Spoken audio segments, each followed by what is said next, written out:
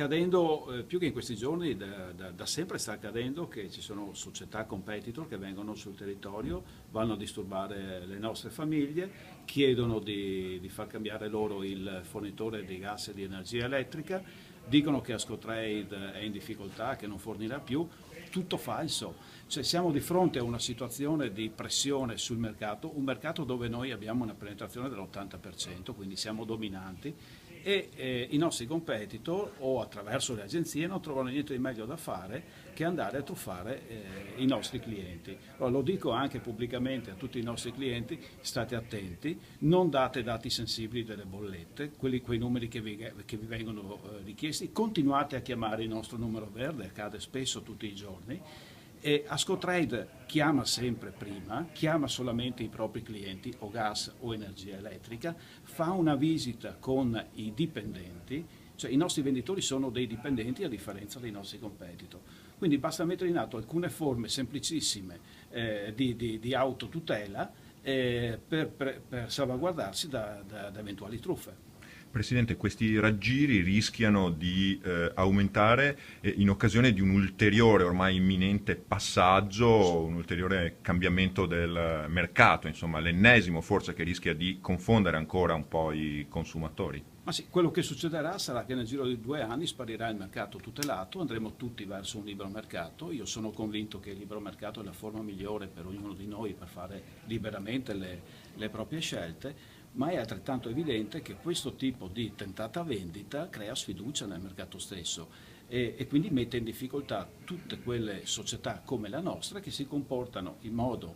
puntuale e rispettoso nei confronti dei consumatori. E proprio per questo avete deciso di stringere ancora di più l'alleanza, la collaborazione con le associazioni dei consumatori. Beh, certo, oggi abbiamo presentato questa seconda edizione della guida per i consumatori, è un modo per rendere anche la nostra azienda ancora di più, se è possibile, una campana di vetro e diamo a tutti i nostri consumatori la possibilità di informarsi puntualmente sulle cose principali, cioè come fare per tutelarsi, quali sono i diritti in caso che io cado nella trappola, ovvero ho 14 giorni di tempo per disdire il contratto oppure non firmare, se non lo voglio, quel contratto che mi arriva a casa via posta. Ci sono delle forme di tutela che i nostri clienti o chi non è nostro cliente visitando i nostri negozi potrà trovare e darsi una letta tranquillamente a casa. Presidente, sono appena 30, si diceva prima, in Italia, tra cui anche la vostra azienda, Ascotrade, le aziende che fanno chiarezza su quello che succederà dopo il 1° gennaio 2017, si va verso la tutela simile e anche le modalità per accedervi non sono semplicissime, alla portata di tutti. Sì, la tutela simile è un nuovo mercato transitorio che durerà per il 2017, dal 2018 ci sarà, come si diceva prima, solamente il libero mercato, sono 30 su 240 le società in Italia che